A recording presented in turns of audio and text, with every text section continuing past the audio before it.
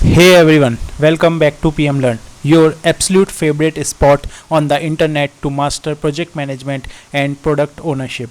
Let me ask you a question.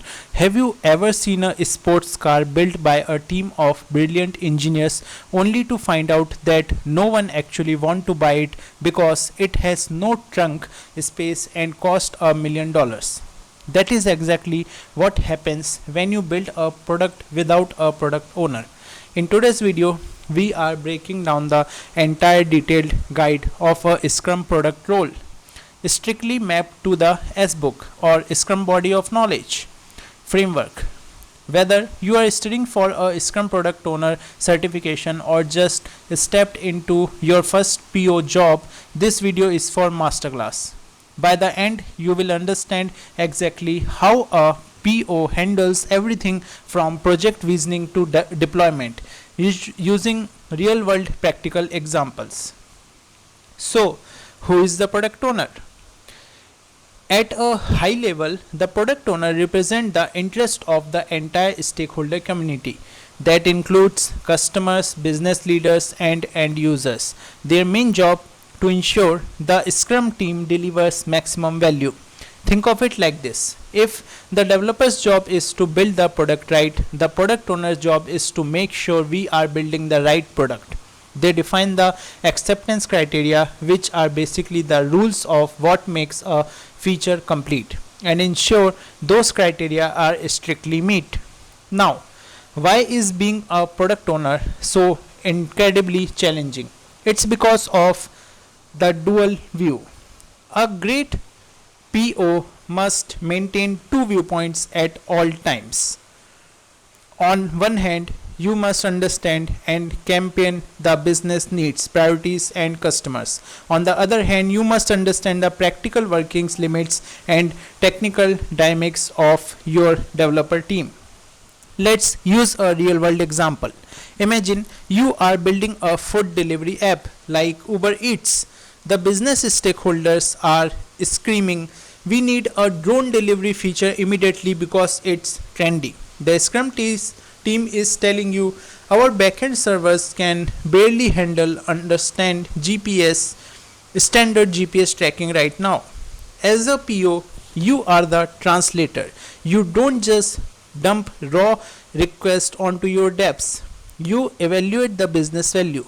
Talk to the developers, realize drone delivery isn't viable yet, and guide the business to focus on improving GPS tracking first.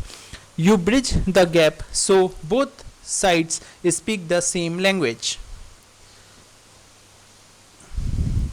This brings us to a major agile term, the voice of customer or VOC. Because the product owner sits right between the market and the team. They are the literal megaphone for users' needs. A great PO takes both explicit requests like a user writing a review saying, "I want a dark mode," and implement needs like noticing users drop off during checkout because there are too many forms. You translate these requirements into user stories in what we call the prioritized product backlog.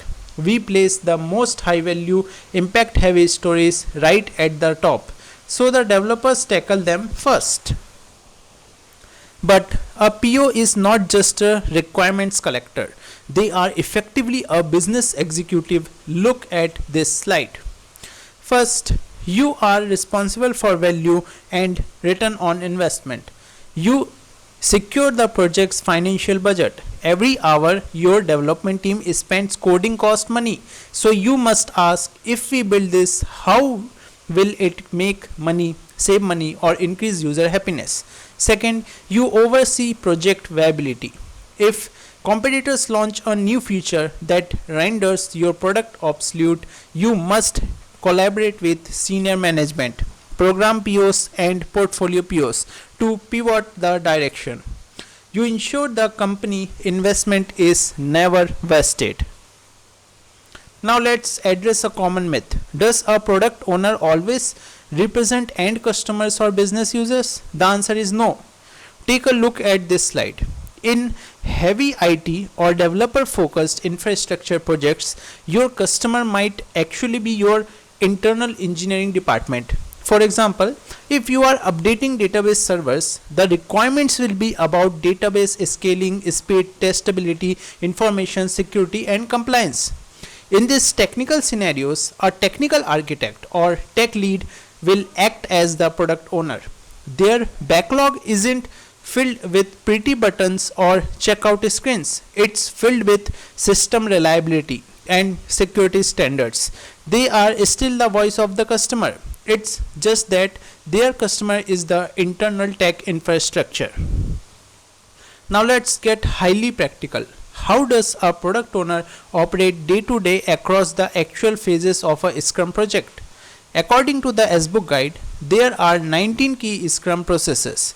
Let's look at next slide when breaks down the initiate phase. In create vision, you define the North Star. If you are starting a new project, you outline the business case and establish the core vision statement. In identify Scrum Master and stakeholders, you work to identify key stakeholders and help secure the project Scrum Master. In develop epics, you develop epics and personas. An epic is a massive requirement like user accounts. A persona is a profile of your ideal user like busy parent Pam who needs fast orders. In create backlog, you create the prioritized product backlog, stabilizing what we call ready criteria so developers have everything they need to start. Once the project is initiated, we enter in phase 2, plan and estimate. This slide shows you exact duties here. First, under create user stories and acceptance criteria, you translate those massive epics into small actionable user stories and attach explicit acceptance criteria to them. During sprint planning, in clarify stories and guide effort estimation, you don't estimate the work yourself. Remember, the developers estimate the effort, but you must act as the primary subject matter expert. When the developers ask, hey, what happens if the user enters an invalid credit card here? You clarify the scenario so they can estimate accurately. Finally, in commit to backlog and build sprint backlog, you collaborate with the team to secure their commitment on which stories fit into the upcoming sprint, and you clarify requirements as they build the detailed sprint backlog. Now we enter heat of the action: execution, review and release. First is execution. As our developers write code, they will hit unexpected roadblocks. You are right there alongside them, clarify requirements on the fly and continuously grooming the backlog. Second is validation. When the sprint ends, the team demonstrate the working product increment. This is crucial. Only the product owner can accept or reject deliverables. You compare the demo against your written acceptance criteria. If it meets the standard, you accept it. If not, it goes right back to the backlog. Third is shipping. Finally, you coordinate the development and shipping of the release with your clients, marketing and operational teams. To wrap it all up, look at this fantastic quote from the SBook guide. The product owner is not a passive collector of requirements but an active deliverer of value. Being a product owner is one of the most exciting, rewarding and high impact roles in the business world. You are the visionary, the diplomat and the leader, the customer champion, all rolled into one. If you loved this deep dive and want to make more Scrum and Agile concepts, make sure to hit that subscribe button for PM Learn, smash that like button, leave a comment below with your biggest product owner challenge, and I will see you in the next video. Keep learning, keep building and keep delivering value.